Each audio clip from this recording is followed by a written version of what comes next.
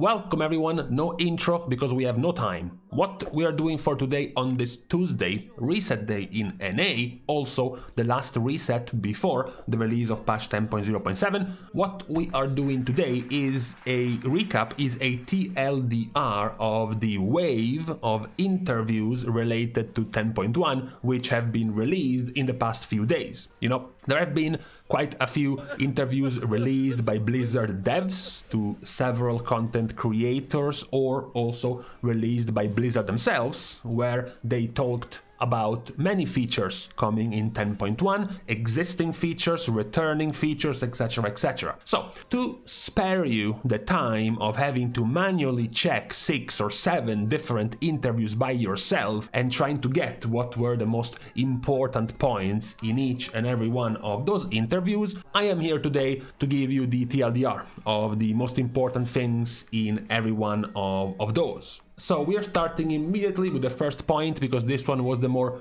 gossip-y, this one was the more tabloidy, which was the possibility of an extra Evoker spec coming somewhat soon, maybe the fabled tank spec for Evoker.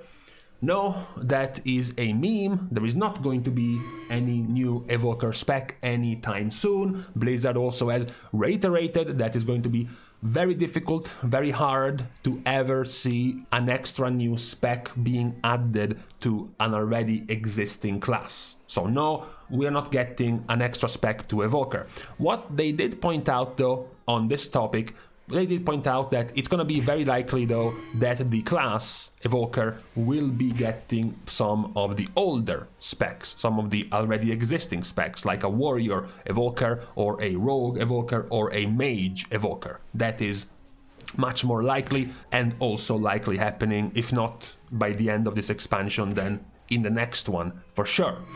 Another point that we're going to talk about for today is something that Blizzard touched on, which is the Revival Catalyst, previously known as the Creation Catalyst and currently known as the thing that allows you to transform existing seasonal items into a tier piece. Despite the initial response from Blizzard about, yes, we have heard the community response to this, the answer is still the same. The Revival Catalyst in Season 2 will still be likely planned to be released after 6 weeks of the start of the season, which is what happened in Season 1 of Dragonflight, and also what happened in Season 3 of Shadowlands. There is still going to be the month and a half of wait time before the catalyst is going to come out. They have pointed out this is because of their idea that the catalyst should still just be the last option for you to get the tier, and not something you should expect to have from the get-go, from the start of a season. Now, this was quite the depressing start to the TLDR of the interviews, so let's go over for something a little bit more happy. Blizzard is aware of the positive response for Dragon Riding, and very likely Dragon Riding will eventually be expanded, not just to previous continents, previous zones of World of Warcraft, but also to additional mounts. So it's not just going to be that handful of mounts we have currently. One of the things they have put more focus in at the start of Season 2 is going to be the refresh of the level 7 affix pool for Mythic Plus. This is something we have touched before already in our videos as well. Because of the seasonal affix being removed, after Thundering of Season 1, we are not going to be getting an extra one in Season 2, but what we're going to be getting is some deep thinking about which of the affixes on the 7 affix pool, things like explosive or things like quaking, are going to be remaining in Season 2, as well as what are going to be the potential changes to these affixes to allow for more counterplay, allow for more ways to play around those affixes, and we can expect some significant changes to this affix pool in Season 2.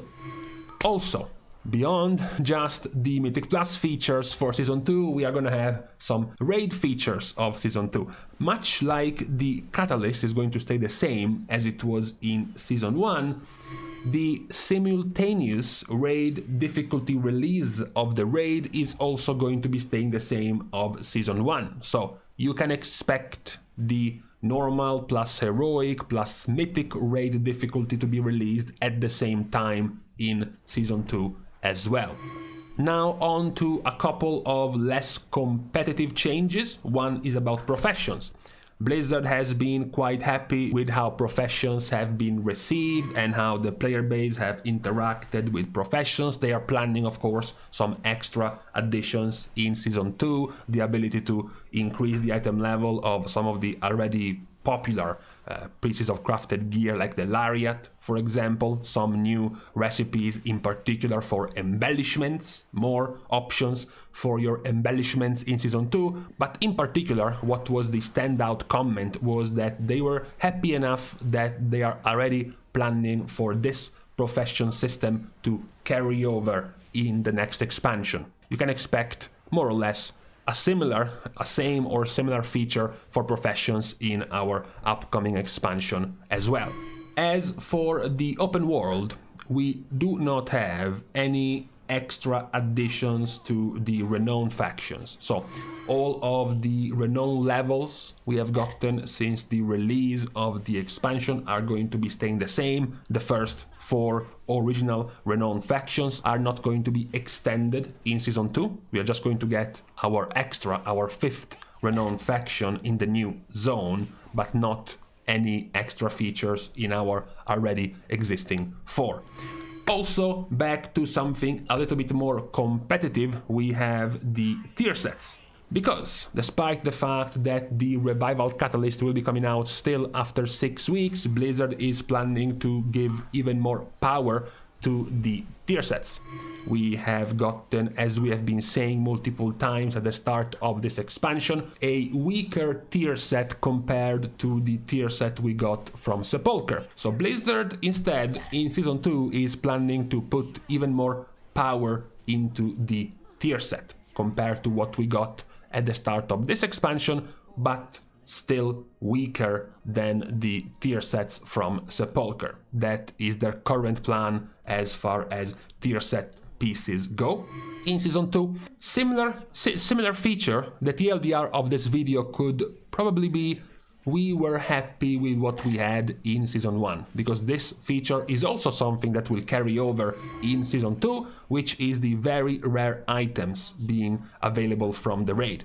A few of the bosses dropping some higher item level special items that are quite sought after, and that is also a feature that will carry over in Season 2. So some specific, trinkets or rings or perhaps weapons, which will also be rarer with a lower drop chance from raid bosses. Remember, Blizzard's original idea for this was so that they could put these rare items on some easier bosses, on some earlier bosses, so that it would give your raid more of an incentive to continue to kill those bosses, to continue to farm those bosses even long after you have defeated the last boss, because they still have the chance to drop something quite valuable with these rare items. The last bit of our most important points being talked about in these sets of interviews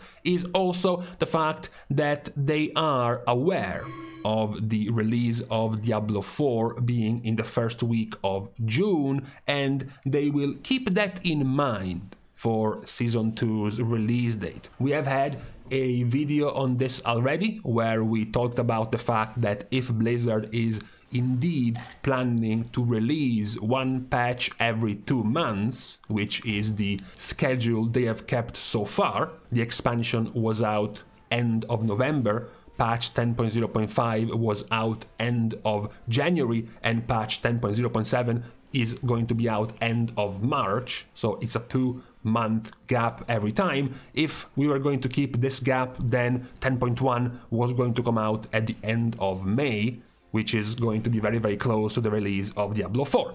that is something that might be quite of a problem, especially to players who had in mind to play both games. It would be kind of a shame, right, of a lost opportunity to not have those two titles spread apart so players could play both of them without having to choose which one of the two they want to spend their time in. So I do hope they have something cool in mind to stagger these two releases long enough for players to scratch their itch on for example, no lifing Diablo 4 for a while until they get tired of it. I myself, for example, will be part of that group of players, so I do hope it will be far enough apart from the release of Season 2. These were the most important points we have seen recently from the devs' interviews about 10.1.